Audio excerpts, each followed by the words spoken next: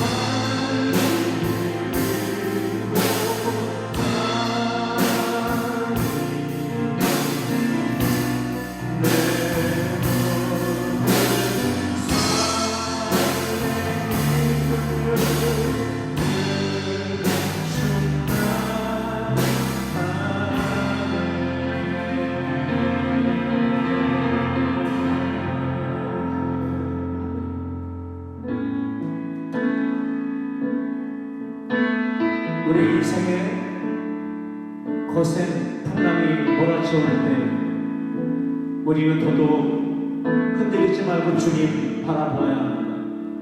오늘도 폭풍 가운데 은혜를 베푸시는 그 하나님을 믿음의 눈을 열어 잠잠히 바라볼 수 있기를 원합니다. 이 찬양으로 함께 나아가겠습니다. 주 앞에 나와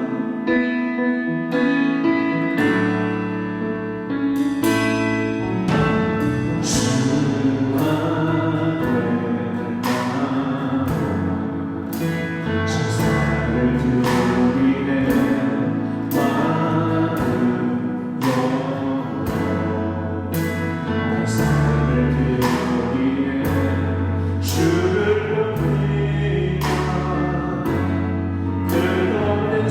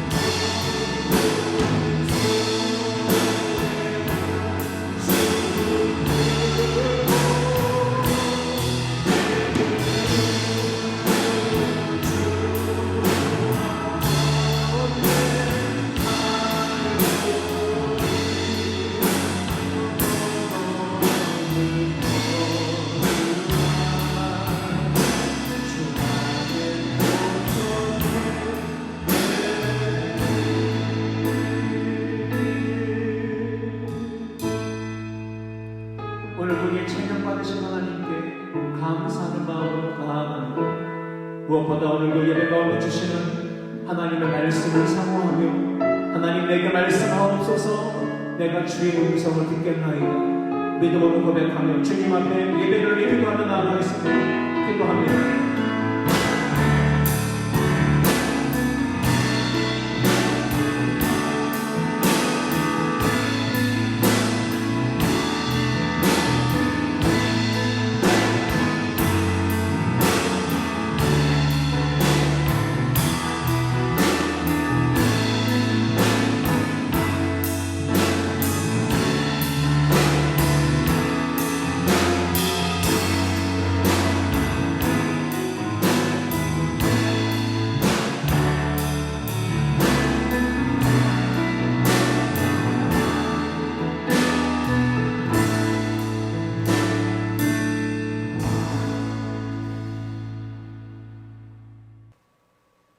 사도신경으로 우리의 신앙을 하나님께 고백드립니다. 전능하사 천지를 만드신 하나님 아버지를 내가 믿사오며 그 외아들 우리 주 예수 그리스도를 믿사오니 이는 성령으로 잉태하사 동정녀 마리아에게 나시고 본디오 빌라도에게 고난을 받으사 십자가에 못 박혀 죽으시고 장사한 지 사흘 만에 죽은 자 가운데서 다시 살아나시며 하늘에 오르사 전능하신 하나님 우편에 앉아 계시다가 저리로서 산자와 죽은 자를 심판하러 오시리라. 성령을 믿사오며 거룩한 공회와 성도가 서로 교통하는 것과 죄를 사하여 주시는 것과 몸이 다시 사는 것과 영원히 사는 것을 믿사옵나이다. 아멘. 찬송가 310장 아하나님의 은혜로 함께 찬양하시겠습니다.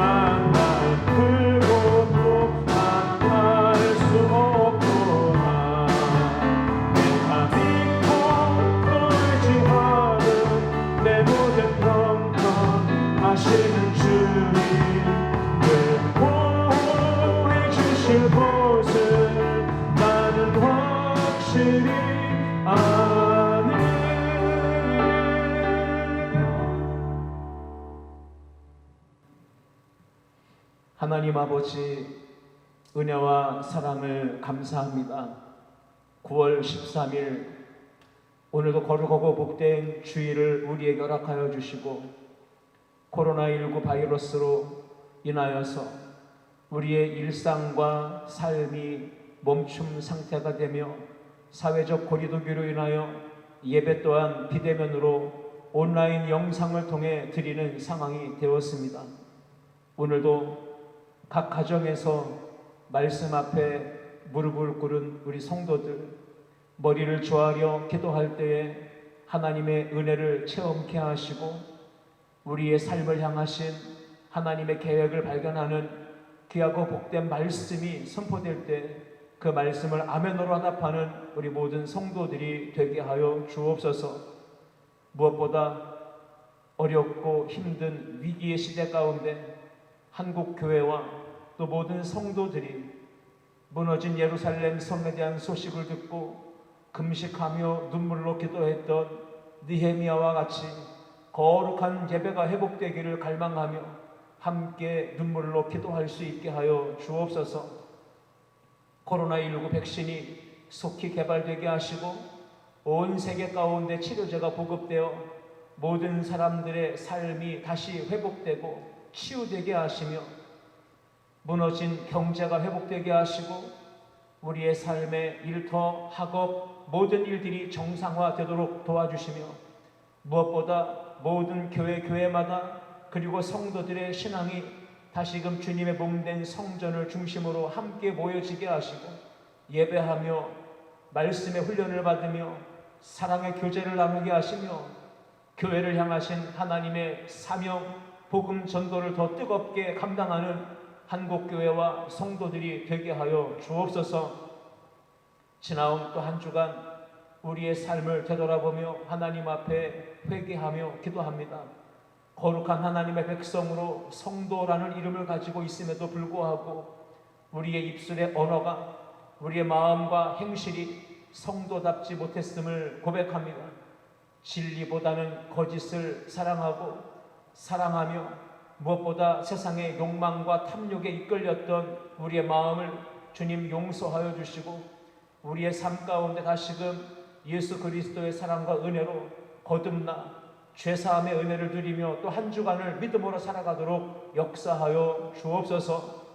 온 나라와 온 세상이 코로나 바이러스로 인해 요동하는 가운데 모든 은혜와 긍휼과 자비가 하나님께로부터 나오는 것을 알고 하나님 앞에 더 겸손히 엎드리는 민족, 이 나라 백성 되게 하여 주옵소서. 사회적 거리두기라는 명분으로 그것이 하나님 앞에 예배하기를 게을리하는 합리화시키는 요인이 되지 않도록 우리 각자의 신앙을 돌아보게 하시고 이 위기가 기회가 되게 하시며 어려울 때일수록 더 하나님을 가까이 하며 간절히 찾게 하여 주옵시고 하나님의 말씀만 붙들고 치우침이 없는 걸음으로 살아가는 우리 아름다운 교회 모든 성도들 되게 하여 주옵소서. 한국교회가 겸손히 주님 앞에 무릎을 꿇게 하시며 연합하게 하시고 어두운 세상에 빛이 되게 하시고 절망하며 썩어져가는 세상에 소금의 사명 감당하게 하여 주옵소서. 오늘도 선포되는 말씀을 통해 우리 개인과 가정과 직장과 학업과 이 시대적 사명을 우리 가운데 들려주실 때에 잘 분별하여 깨닫게 하시고 그 말씀 가지고 세상에 나아가 승리하는 우리 모든 성도들 되게 하여 주옵소서. 질병으로 여러 가지 어려움 가운데 고통하는 성도들 하나님 그 자리에 찾아가 주시고 위로하여 주시며 능력의 손으로 어루만져 주셔서 하나님 강건하게 하시며 영혼이 잘되고 범사가 잘되게 하여 주옵소서. 모든 영광과 찬송을 주께 올려드리며 살아계신 예수님의 이름으로 기도하옵나이다. 아멘.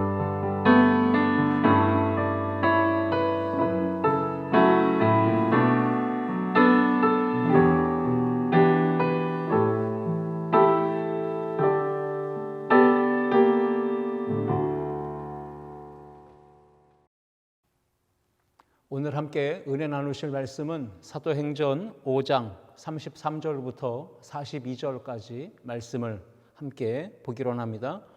다 함께 한 목소리로 합독해서 읽겠습니다. 그들이 듣고 크게 노하여 사도들을 업시하고자 할세 바리새인 가말리엘은 율법 교사로 모든 백성에게 존경을 받는 자라. 공회 중에 일어나 명하여 사도들을 잠깐 밖에 나가게 하고 말하되 이스라엘 사람들아 너희가 이 사람들에게 대하여 어떻게 하려는지 조심하라. 이전에 드다가 일어나 스스로 선전하며 사람이 약 400명이나 따르더니 그가 죽임을 당하며 따르던 모든 사람들이 흩어져 없어졌고 그 후 호적할 때에 갈릴리의 유다가 일어나 백성을 꿰어 따르게 하다가 그도 망한즉 따르던 모든 사람들이 흩어졌느니라. 이제 내가 너희에게 말하노니 이 사람들을 상관하지 말고 버려두라. 이 사상과 이 소행이 사람으로부터 났으면 무너질 것이요 만일 하나님께로부터 났으면 너희가 그들을 무너뜨릴 수 없겠고 도리어 하나님을 대적하는 자가 될까 하노라 하니 그들이 옳게 여겨 사도들을 불러들여 채찍질하며 예수의 이름으로 말하는 것을 금하고 놓으니 사도들은 그 이름을 위하여 능력받는 일에 합당한 자로 여기심을 기뻐하면서 공회 앞을 떠나니라. 그들이 날마다 성전에 있든지 집에 있든지 예수는 그리스도라고 가르치기와 전도하기를 그치지 아니하니라. 아멘. 오늘 함께 읽은 본문 말씀을 가지고 성령 행전의 주인공이 되라 9번째 시간 말씀을 나누고자 합니다. 코로나19 감염병이 전 세계 각 나라에 넓게 퍼지며 대유행하는 이 팬데믹의 상황이 한 번도 겪어보지 못한 세상을 만들었습니다. 과거에도 많은 바이러스로 인한 어려움을 겪은 때가 있었습니다. 사람들은 그래서 그때와 코로나를 비교하면서 코로나도 얼마 안 있으면 곧 종식될 거다, 종결될 거다라고 예측을 했습니다. 사스나 메르스나 신종플루와 같이 보통 바이러스들은 7개월 정도의 기간이 지나면 종식되고 사라진다라는 것을 비교하면서 이번 코로나도 올 여름쯤 되면 자연적으로 종식될 것이라고 사람들은 이야기하고 매스컴도 그렇게 예측을 했지만 현실은 빗나갔고 더더욱 전 세계적으로 또 지역적 감염이 계속해서 발생하는 이러한 예측 불가능한 상황에 도래했습니다. 불안하고 또 고통스럽고 힘든 시간을 마주하고 있는 이 상황 속에서 그 누구도 시원한 해결책을 제시할 수 없는 그러한 상황을 지금 마주하고 있습니다. 이러한 상황 속에서 우리에게 주시는 하나님의 음성은 무엇일까요? 하나님은 저와 여러분들에게 이 어려운 상황 속에서 어떠한 말씀을 주고 계신 것일까요? 지난 한 주간에 책을 한 권을 보면서 하나님이 이 시대에 교회와 성도들에게 주시는 메시지가 아닌가 하는 생각을 해보았습니다.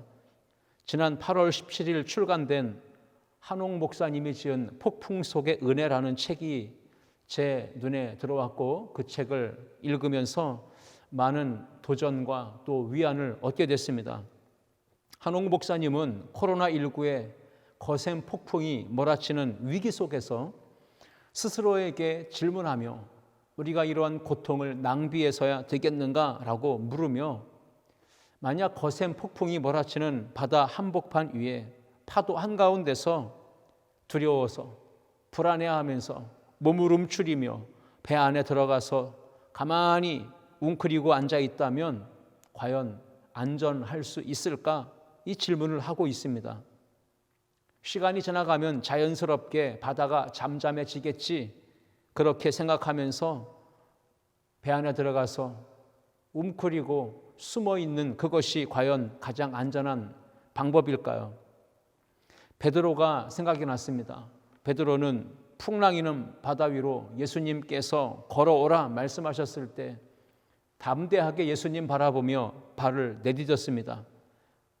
여러분 마찬가지로 지금 이 시대에 우리는 코로나19라고 하는 거센 풍랑, 폭풍을 만났습니다. 이 폭풍이 몰아치는 위기 가운데 놓여 있습니다. 그러나 동시에 우리는 우리의 믿음의 눈을 열어서 우리를 향하여 말씀하시며 내니 두려워 말라 하시는 주님을 바라보며 믿음으로 나아가야 합니다. 이 책의 제목처럼 폭풍 속의 은혜, 풍랑이는 한가운데 있지만 파도가 몰아치는 바다 한가운데 놓여 있지만 그 엄중한 위기의 상황에서 언제나 하나님은 은혜를 베푸시며 사랑과 자비를 베푸시는 분으로 우리 가운데 다가와 계신다는 사실이죠. 말씀에 순종해요. 한 걸음 바다를 향하여 발을 내디딜 때 베드로의 발을 붙들어 주시고 빠지지 않게 하셨던 그 하나님의 능력이 우리의 발을 붙드시고 안전하게 지켜 보호하여 주실 줄 믿습니다. 폭풍 가운데서 불평하고 원망하며 누구 탓이냐고 따지기보다 무엇보다 우리 그리스도인들이 범하기 쉬운 것은 무엇입니까? 힘들고 어려운 이러한 상황 속에 하나님은 왜 나에게, 왜 우리에게 이러한 시련과 고난을 허락하시느냐고 질문할 수 있습니다. 그러나 그러한 질문을 하기보다 우리는 하나님, 이러한 폭풍이 이는 고난의 한복판에 서 있는 우리에게 지금 무엇을 원하고 계십니까? 내가 이 상황에서 어떻게 하기를 원하십니까? 이렇게 하나님의 뜻을 물으며 주님 앞에 나아가야 하지 않겠습니까? 위기의 때는 믿음의 눈을 더 크게 떠야 될 시기입니다. 우리의 믿음의 눈, 믿음의 귀, 우리의 삶의 온전한 믿음의 방향이 우리를 거센 폭풍 한가운데서 견고하게 지켜줄 것이고 붙들어주는 능력이 되어질 줄 믿습니다. 존 파이퍼 목사님은 이렇게 이야기했습니다. 코로나19가 만연한 이 시대 가운데 하나님은 10억 가지가 넘는 엄청나게 많은 일을 하고 계신다. 그것은 사실이다. 다만 그 하나님이 하시는 일의 99.9%가 우리에게 보여지지 않고 알려지지 않을 뿐이다 라고 이야기하셨습니다. 여러분, 분명하게 확신하시고 믿음으로 붙들어야 될 것은 이겁니다. 코로나19의 거센 폭풍이 몰아치고 있는 지금의 힘들고 어려운 위기 상황에서 한국교회가, 우리 아름다운 교회가, 우리 성도님들 한 분 한 분이 하나님은 지금도 역사의 조종관을 놓지 않으시며 이 역사의 핸들을 꼭 붙잡고 계시고 역사의 키를 잡으시고 하나님은 세상의 구원과 평화를 위해 끊임없이 일하고 계신다는 사실을 믿으시기를 주님의 이름으로 축복합니다. 사회적 거리두기 2.5 단계에 많은 사람들의 일상이 멈추었습니다. 저는 생각해 봅니다. 하나님께서 쉼 없이 달려가고 있는 인생의 현 위치를 돌아보고 반성하고 뉘우칠 수 있는 기회로, 회개할 수 있는 기회로 하나님은 우리에게 코로나를 통해서 거룩한 쉼표를 찍어주셨다라고 생각했습니다. 거룩한 멈춤의 시간을 통해서 우리는 자신의 현 위치의 영적 상태의 신앙을 점검하며 다시금 하나님 앞에 올바르게 서는 기회로 삼아야 할 것입니다. 하나님은 코로나19의 이 위기를 통하여서 주님께서 다시 오실 때가 이제 임박했구나, 주님 약속하신 재림의 때가 다가왔구나라고 하는 것을 우리에게 깨닫게 하시며 더더욱 우리로 하여금 이 죄악 가득한 세상에 소망을 둘 것이 아니라 썩어지고 없어질 세상의 것에 마음을 두고 살 것이 아니라 영원한 하나님 나라, 썩어지지도 아니하고 쇠하지도 아니하는 하나님의 나라를 믿음의 눈으로 바라보며 살게 하시는 우리 하나님의 거룩한 뜻이 이 위기의 상황에 담겨 있다라고 생각했습니다. 코로나19 사태로 인해 우리는 지난주에 이어 이번 주도 온라인 영상 예배라는 낯선 환경 속에서 함께 만나 예배하고 있습니다. 저는 성도들이 한 분도 계시지 않는 빈 교회당에서 앞에 놓여진 카메라를 바라보며 설교하고 있습니다. 빈 자리를 바라보는 목회자의 심정을 여러분 느껴지십니까? 코로나 사태로 인하여서 많이 두려워하고 또 어려워하고 힘들어진, 또 경제적으로 참 가난하게 궁핍해진 우리 성도님들의 삶을 생각할 때 마음이 아픕니다. 그러한 가슴 아픈 마음에 강단에 서서 설교하고 있는데 비록 비대면으로 온라인 영상을 통해 예배하지만 성도님들 한 분 한 분 가운데 오늘 예배드리는 그 현장 속에 하나님의 은혜가 충만히 임하고 하나님의 위로와 능력이 경험되는 복된 시간 되실 수 있기를 주님의 이름으로 축복합니다. 이 고난의 시간이 빨리 지나가면 좋겠습니다. 그러나 빨리 지나가는 것보다 더 중요한 것 한 가지를 우리가 기억해야 합니다. 그것은 이 고난을 통해서 하나님께서 우리에게 교훈하시는 메시지가 있다고 생각합니다. 하나님의 교훈은 무엇입니까? 그것을 찾지 못한 채 이 고난의 시간이 지나가고 있다면 우리는 정말 시간 소모하게 되는 것이고 이 시간을 낭비할 수도 있다라고 봅니다. 어떤 시간을 보내고 있든지 이 고난의 때에 더더욱 하나님이 지금 우리에게 향하신 계획, 하나님의 교훈을 붙잡고 믿음으로 이 고난과 아픔의 시간을 잘 견뎌내시는 우리 아름다운 교회 성도들, 무엇보다 한국교회와 성도들이 되어야 할 줄 믿습니다. 많은 분들이 일상의 생활 속에서 불안감을 가지고 있고 압박감을 가지고 있습니다. 더더욱 목회자로서 또 많은 한국교회 목회자들이 우려하고 염려하고 있는 바는 근래의 문화는 욜로 문화라고 하죠. 한 번 사는 인생 즐기며 살자, 뭐 이런 주의인데요. 이렇게 욜로 문화가 강한 시대에 코로나19 사태가 발생했고 평소에 교회에 대해서 반감이 있거나 애착심을 가지지 못한 주인의식을 가지지 못한 성도들이 코로나19라고 하는 복병을 만났을 때에 교회 공동체에 대해서 대수롭지 않게 여기며 그리고 교회 공동체에서 모이는 것과 예배드리는 것을 쉽게 생각하고 이제는 교회 나오지 않고도 온라인으로 영상을 통해서 예배가 대체될 수 있다고 생각하고 교회 공동체나 예배에 대해서 소중한 마음을 갖지 않는 경우들이 생기지 않을까, 그것이 우려되고 염려되고 있습니다. 그것이 코로나가 교회 공동체에 모이지 않는 것에 대한 합리화나 명분이 되지 않기를 바랍니다. 한국교회나 성도들은 지금 21세기에 이 코로나 사태를 통하여 전무후무한 믿음의 테스트를 겪고 있다고 봅니다. 이러한 믿음의 테스트와 연단에서 한 분도 탈락되거나 또 이탈되는 분 없이 더 연단을 잘 겪고 훈련을 잘 받아서 더 견고한 교회와 더 신앙이 단단하게 다져진 믿음의 성도들이 되어질 수 있도록 더 기도와 말씀과 예배 생활에, 경건 생활에 힘쓰셔야 할 것입니다. 폭풍 속의 은혜라는 책의 커버 디자인을 보면서 참 마음에 위안을 얻습니다. 보이는 상황은 풍랑이 있는 바다고 파도가 거세게 몰아치고 있지만 그러한 위기의 상황 속에 하늘로부터 한 줄기 빛이 그 폭풍 속에서 내리쬐고 있기 때문입니다.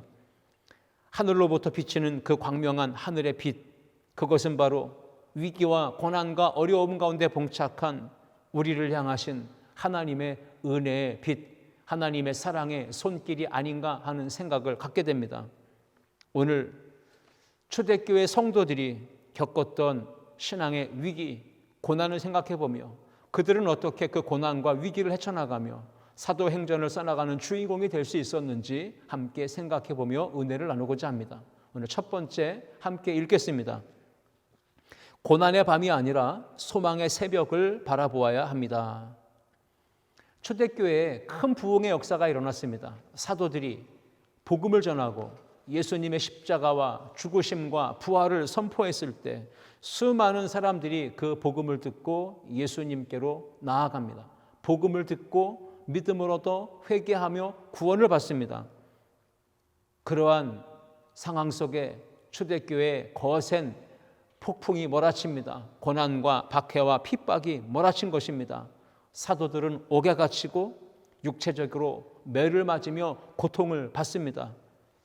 하나님의 은혜가 충만한 곳에 사단의 역사도 있습니다. 복음의 능력이 나타나는 곳에 복음에 대한 반대자들도 강하게 나타나고 압력을 행사하며 협박을 하며 경고하며 복음을 전하지 못하도록 가로막는 것이 바로 사도행전 4장과 5장의 이야기였습니다.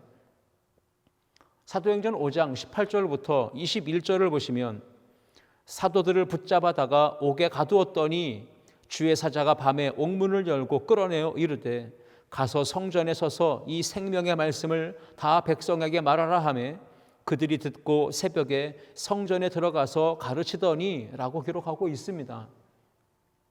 사도들이 붙잡혀서 옥에 갇혔습니다. 초대교회에 찾아온 고난이요 박해요 핍박입니다. 신앙의 위기요 도전입니다. 본문에 기록되어 있는 밤이라고 하는 표현이 있습니다. 19절에 주의 사자가 밤에 옥문을 열고 끌어내어 이르되라고 했습니다. 밤이라는 시간은 캄캄하고 어두운 시간적인 밤을 의미하지 않습니다. 오늘 본문에서의 밤은 신앙적으로 해석한다면 지금 현재 이스라엘 민족이 처한 현실, 초대교회와 그 성도들이 처한 어렵고 또 힘든 박해와 고난의 시기, 그때를 의미한다라고 볼 수 있습니다. 그런데 그 밤에 주의 사자가 나타나서 옥문을 열었고 갇혀있던 사도들을 이끌어냅니다. 21절 말씀에 기록되어 있듯 그들이 듣고 새벽에 성전에 들어가서 가르치더니 라고 이야기합니다. 옥에서 나온 사도들이 가서 성전에 들어가서 가르치더니 라고 한 겁니다. 새벽이라는 시간은 어떤 시간입니까? 길고 긴 캄캄한 어두운 밤이 지나고 밝은 아침이 다가오는 그러한 시간적 아침을 의미하지 아니하고 영적으로 신앙적으로 볼 때 새벽은 어둡고 힘든 고난과 박해와 위기의 때가 지나가고 이제 하나님의 은혜의 빛이 비추는 새로운 소망이 생겨나는 복된 은혜와 회복의 때를 가리킨다라고 말씀할 수 있습니다. 초대교회 성도들이 인생의 어두운 밤을 지나고 있을 때 소망의 밝은 빛을 바라볼 수 있었던 비결이 무엇일까요? 그것은 사도행전 5장 19절에서 답을 찾을 수 있습니다. 주의 사자가 밤에 옥문을 열고 끌어내어 이르되 라고 했죠. 주의 사자, 주의 천사가 나타난 것입니다. 옥문을 열었고 베드로와 사도를 끌어내어 하나님의 놀라운 기적과 은혜를 경험하게 했던 것이죠. 여러분의 인생의 밤이 찾아왔습니까? 고난의 풍랑이 몰아치고 있습니까? 그러한 시간에 우리에게 향하신 하나님의 구원의 손길이 있습니다. 주의 천사가 나타나서 닫힌 옥문을 열어주었던 것처럼 여러분의 인생이 어둡고 캄캄한 옥에 갇혀있는 밤이 되었을 때에 주의 천사가 나타나서 옥문을 열어주시는 은혜가 임하시기를 주님의 이름으로 축복합니다. 사도행전 12장을 보시면 베드로 사도가 옥에 갇혀 있었던 때 그때 하나님께 간절히 기도했더니 주의 사자가 옥문을 열어줬다라고 기록하고 있습니다. 묶인 것이 풀어졌다라고 기록했습니다. 이에 베드로는 옥에 갇혔고 교회는 그를 위하여 간절히 하나님께 기도하더라. 아멘. 초대교회가 그리고 사도들에게 성도들이 큰 고난이 닥쳐왔을 때 성도들은 개인이 흩어져서 기도한 것이 아니라 교회 공동체로 함께 모여 간절히 합심으로 기도했던 것입니다. 그러했을 때 주의 천사가 역사하고 베드로가 갇혀있던 옥문이 열리고 묶여있던 사슬이 풀려지는 놀라운 기적과 은혜가 임했던 것입니다. 사도행전 12장 7절 말씀입니다. 호련히 주의 사자가 나타나매 옥중에 광채가 빛나며 또 베드로의 옆구리를 쳐 깨워 이르되 급히 일어나라 하니 쇠사슬이 그 손에서 벗어지더라. 아멘. 인생의 고난과 시련, 위기의 어두운 밤이 다가올 때, 폭풍이 몰아쳐올 때 그때 교회와 성도들은 함께 연합하여 합심으로 기도해야 할 줄 믿습니다. 하나님께 은혜를 구하며 폭풍 가운데 잠잠히 하나님 바라보는 믿음의 눈을 가져야 합니다. 그때 주의 천사가 우리의 인생 가운데 동원되며 역사하며 우리의 인생을 어두운 밤에서 소망의 밝은 새벽을 향해 나아가도록 인도해 주실 줄 믿습니다. 폭풍이 몰아치는 위기의 때, 이 어렵고 힘든 고난의 시간에 혼자 외로이 버텨내지 마시고 가족과 함께, 교우들과 함께, 믿음으로 함께 기도하며 헤쳐나갈 수 있는 우리 모두가 될 수 있기를 주님의 이름으로 축복합니다. 그러할 때 우리 교회와 성도들을 통해 사도행전 29장의 역사, 성령의 행전의 역사는 계속해서 써 나가게 될 줄 믿습니다. 두 번째 함께 읽겠습니다. 상황을 판단할 수 있는 영적 분별력을 가져야 합니다. 아멘. 초대교회의 큰 박해, 고난, 시련이, 위기가 폭풍처럼 불어왔을 때 유대민족 가운데 현재의 상황을 판단할 수 있는, 올바르게 분별할 수 있는 영적인 분별력을 가진 깨어있는 한 사람이 등장합니다. 그가 바로 가말리엘이었습니다. 가말리엘은 산헤드린 공회원 중에 한 사람으로 우리가 이해할 수 있습니다. 사도행전 4장에서 보았듯이 사도들을 핍박하고 초대교회를 핍박하기 위해서 유대 사회의 당시 권력 서열 1위, 2위, 3위였던 대제사장들과 성전 맡은 자와 사두개인들, 바리새인들 같은 그러한 지도자들이 다 모여있던 것입니다. 베드로와 요한을 붙잡아 옥에 가두었고 그들에게 위협하고 협박했고 경고했습니다.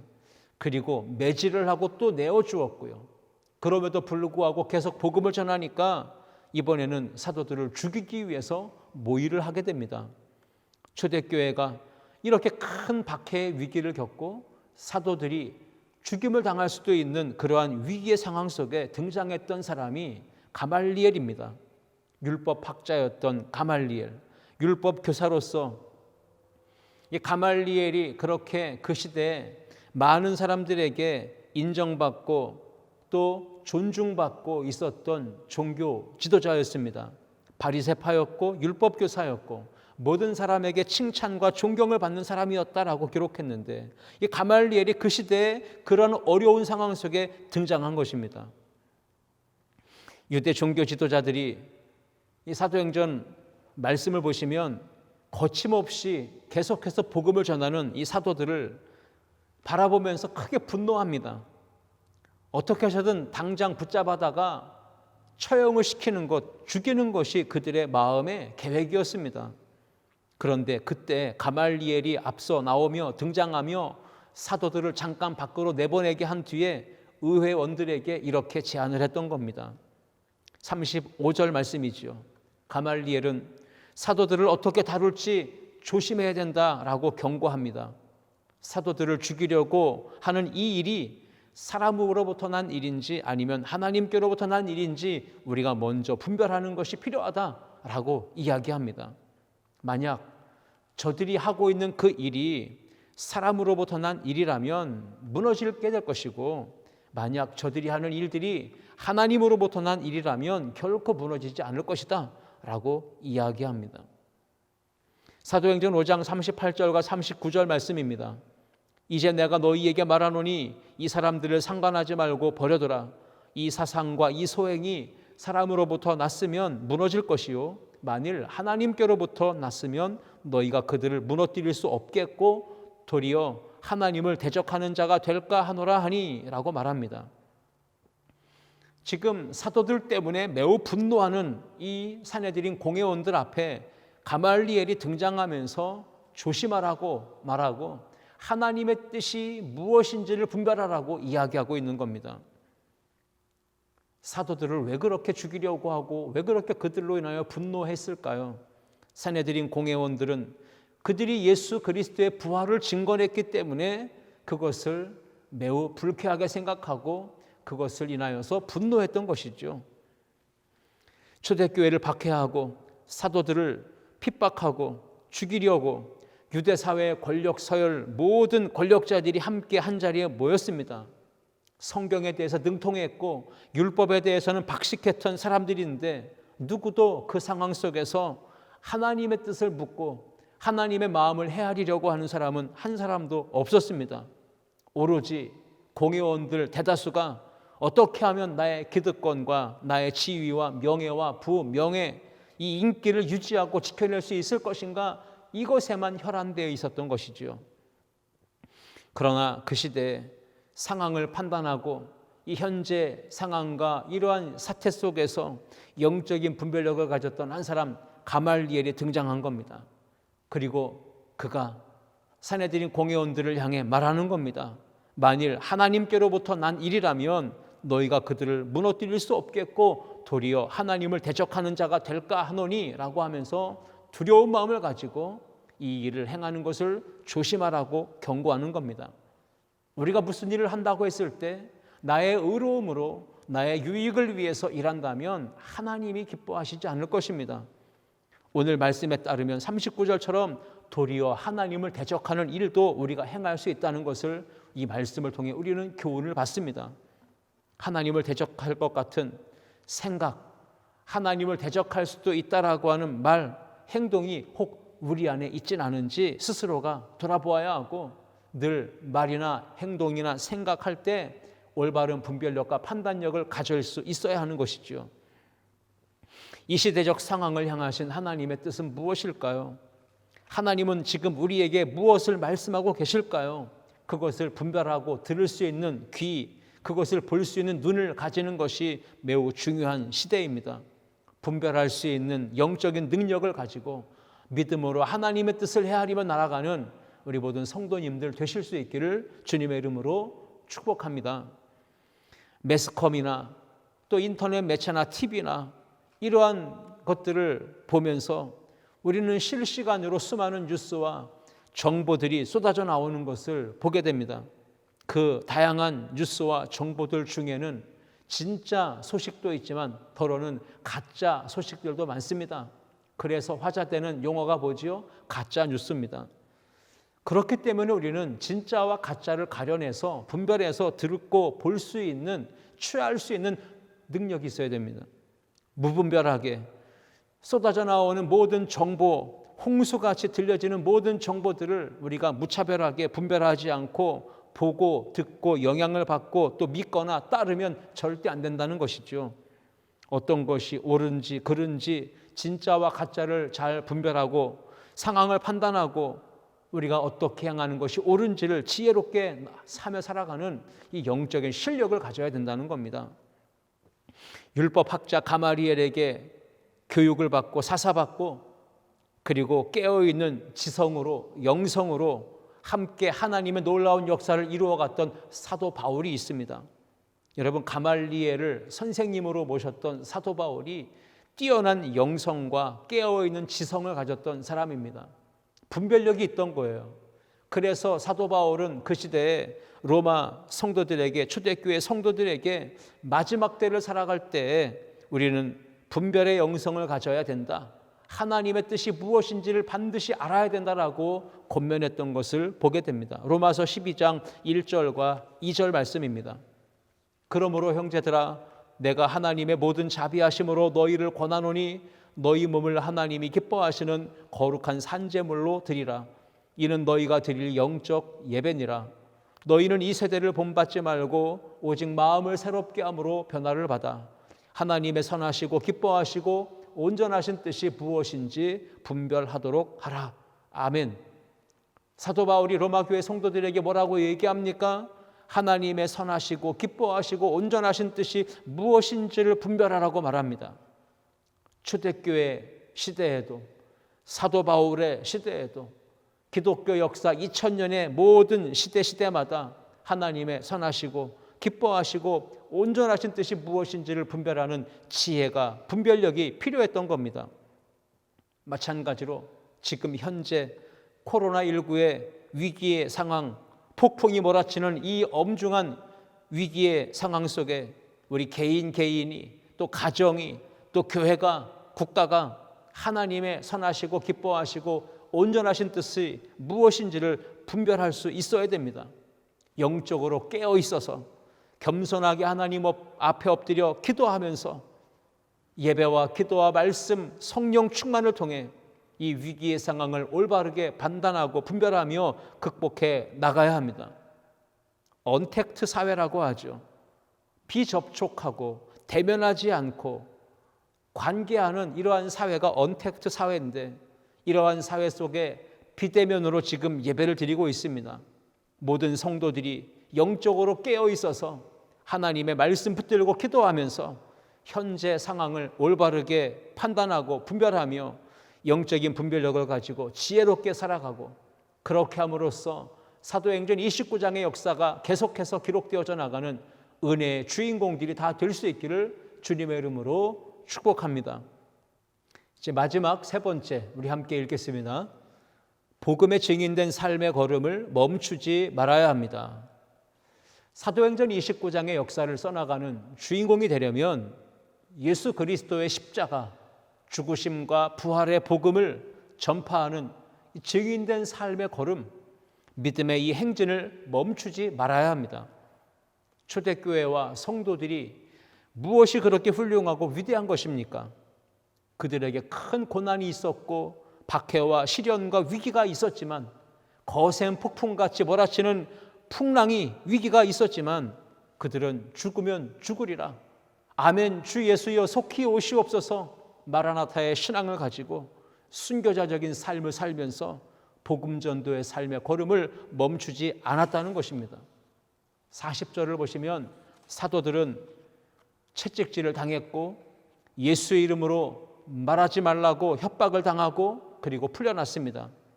풀려난 사도들은 예수님 때문에, 우리가 복음 때문에 모욕당하고 고통받는 이 거룩한 특권과 자격을 얻게 된 것을 매우 영광스럽게 여기고 공회에서 나갑니다. 그리고 사도들은 날마다 성전에 있든지 집에 있든지 예수는 그리스도라고 가르치기와 전도하기를 멈추지 않았다라고 기록했습니다. 사도행전 5장 41절과 42절입니다. 사도들은 그 이름을 위하여 능력받는 일에 합당한 자로 여기심을 기뻐하면서 공회 앞을 떠나니라. 그들이 날마다 성전에 있든지 집에 있든지 예수는 그리스도라고 가르치기와 전도하기를 그치지 아니하니라. 아멘. 사도들이 풀려나서 무엇을 했습니까? 42절 말씀 그대로 날마다 성전에 있든지 집에 있든지 우리가 어디에 있든지 해야 될 일이 무엇입니까? 예수는 그리스도라고, 예수님은 나의 구원자시며 나의 주인이시며 나의 모든 것 되신다고 고백하는 이 신앙의 고백을 가지고 가르치고 전도하는 것을 그치지 않았다라는 것입니다. 오늘 우리에게 이러한 신앙 고백이 있습니까? 고난이 있고 채찍과 매를 맞고 감옥에 갇히고 위협을 당하고 경고를 받는 이러한 위험한 상황 속에서도 사도들은 날마다 성전에 있든지 집에 있든지 예수님은 나의 구원자시라고 그리스도라고 선포하며 신앙을 고백하며 가르치고 전도하는 일을 멈추지 않았다고 했습니다. 신앙의 고백이 살아있어야 합니다. 예수님은 나의 주, 나의 하나님, 나의 왕이시라는 이 신앙 고백을 절대로 느슨하게 가져서는 안 됩니다. 신앙의 고백이 뜨겁게 선포되고 이 신앙의 고백이 계속해서 살아있어야 우리의 신앙도 능력이 나타나고 기적이 일어나고 세상 속에서 영향력을 발할 수 있는 것입니다. AD 313년 콘스탄틴 황제가 기독교를 로마의 국교로 공인하기 전까지 기독교인들은 정말 혹독한 박해의 시간을 겪었습니다. 성도들이 로마 제국의 핍박과 박해를 피해서 숨어 들어간 곳이 바로 지하 공동묘지입니다. 카타콤이라고 불려지는 곳이지요. 그곳에 숨어 들어가서 초대교회 성도들은 숨어서 말씀을 읽고 기도하며 예배 드렸습니다. 카타콤에 들어가 예배하는 성도들은 다른 사람들과 혹 만났을 때 상대방이 혹 로마에서 보낸 첩자가 아닌지 스파이가 아닌지 가려낼 수가 없었기 때문에 암구호처럼 표식으로 땅에 물고기 모양의 표식을 문양을 그렸다고 합니다.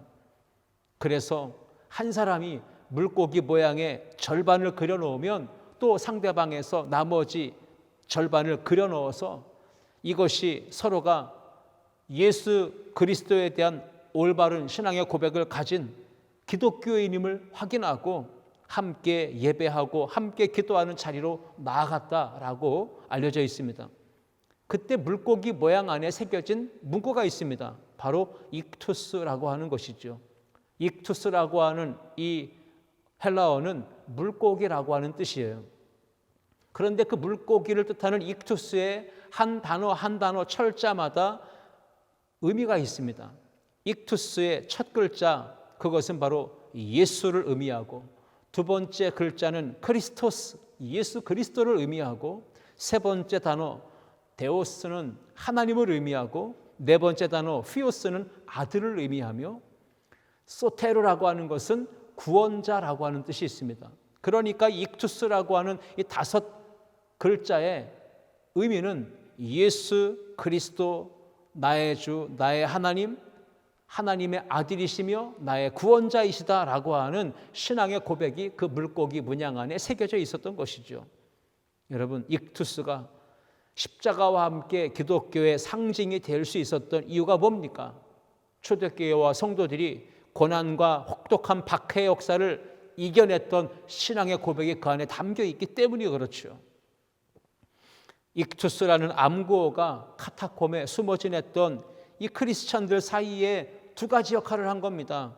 첫 번째 역할은 예수는 그리스도시며 하나님의 아들이시며 나의 구원자다고 하는 이 고백을 목숨을 걸고 신앙 고백을 했다라는 것이고, 또 하나는 물고기 모양의 앞부분은 이제 미로처럼 구성되어 있고 만들어져 있는 이 카타콤의 지하 공동묘지에 예배의 장소가 어디인지를 알려주는 방향을 가르쳐주는 역할을 했다라고 알려져 있습니다. 말씀을 맺겠습니다. 코로나19의 폭풍이 개인, 가정, 사업, 교회, 국가적으로 전 세계에 거세게 몰아치는 이 위기의 상황에서 한국교회와 성도들 안에 반드시 지켜져야 되고 또 선포되어져야 될 믿음의 고백이 있다면 그것은 예수는 그리스도라고 하는 것입니다. 어렵고 힘든 코로나의 시기를 지나며 현장 예배, 대면 예배를 드릴 수 없게 되었지만 그보다 더 걱정하고 염려되는 한 가지가 있다면 코로나 때문에 한국교회가, 우리 아름다운 교회 성도들이 예배에 대한 열정이 식어지지 않을까? 그리고 복음 전도의 불이 꺼지지 않을까? 복음에 증인된 삶의 걸음이 멈추어지지 않을까 하는 우려와 염려가 있습니다. 코로나19의 확산을 막기 위해 비록 우리가 정부의 방역 지침에 따라 온라인 영상으로 비대면 예배를 드리고 있지만 간곡히 당부하고 또 부탁하기는 아름다운 교회 모든 성도님들은 더욱더 예배의 열정, 열기, 뜨거움을 붙잡으시고 그 어느 때보다도 더 복음 전도의 불꽃이 활활 타오를 수 있도록 기도하시며 성령 충만한 가운데 나아가 주 예수 그리스도의 복음을 전하는 우리 모든 성도들이 되실 수 있기를 주님의 이름으로 축복합니다. 초대교회 성도들처럼 성전에 있든지 집에 있든지 예수가 그리스도이심을 고백하며 예배하며 전파하는 성도들이 될 때 이 코로나의 폭풍이 몰아치는 위기의 시대 가운데도 성령 행전을 계속해서 써나가는 주인공들이 될 수 있을 줄 믿습니다. 고난의 밤이 아니라 소망의 새벽을 꿈꾸며 바라볼 수 있기를 축복합니다. 현재의 상황을 분별할 수 있는 영적인 분별력을 가질 수 있기를 축복합니다. 복음에 증인된 삶의 걸음이 멈추어지지 않도록 계속해서 말씀과 기도와 성령으로 무장하는 우리 성도님들 되셔서 또 한 주간도 믿음으로 성령 행전을 쌓아가기를 주의 이름으로 축복합니다. 기도하시겠습니다. 하나님 아버지 감사합니다. 오늘도 우리에게 주시는 말씀 따라 믿음으로 살게 하시고 성령님의 인도하심에 순종하는 주의 성도들, 성령 행전의 주인공이 되게 하여 주옵소서. 예수님의 이름으로 기도하옵나이다. 아멘. 이제 우리 다 같이 십자가의 길, 순교자의 삶 찬양을 부르시면서 결단하여 찬양을 부르는 동안에 가정에서 하나님께 감사하는 마음으로 예물을 봉헌하시면 좋겠습니다. 찬양하겠습니다.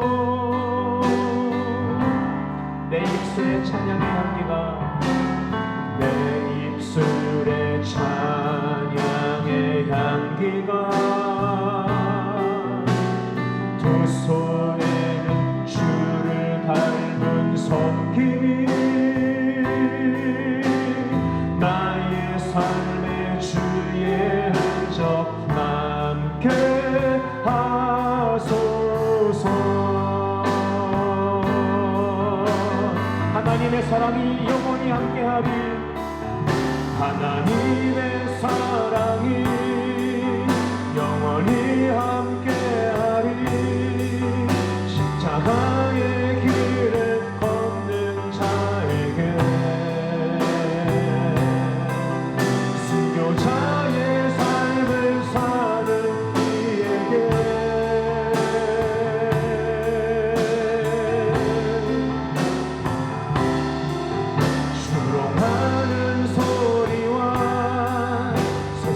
유혹 속에도 주의 순결한 신부가 되리라. 내 생명 주님께 드리리.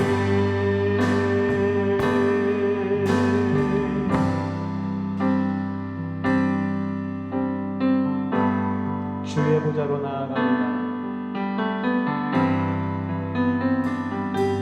주의 보좌로 나아갑니다. 주의 얼굴을 바라봅니다. 두 손을 들고 경배함으로 되어 주께 나아갑니다. 주의 은혜에 목마릅니다. 주의 은혜에 목마릅니다. 주의 음성을 사모합니다. 두려워 말라 평안하라. 두려워 말라 평안하라. 떠나라 강건하라. 하늘의 문 열어주소서. 주의 긍휼 베푸시옵소서. 우리의 눈을 열어 주의 보좌와 그 영광을 보게 하소서. 주 얼굴 비춰주소서.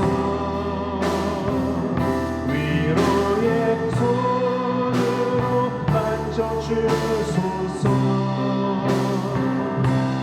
우리로 주님을 간증하는 주인공 되어 주는 자랑케 하소서.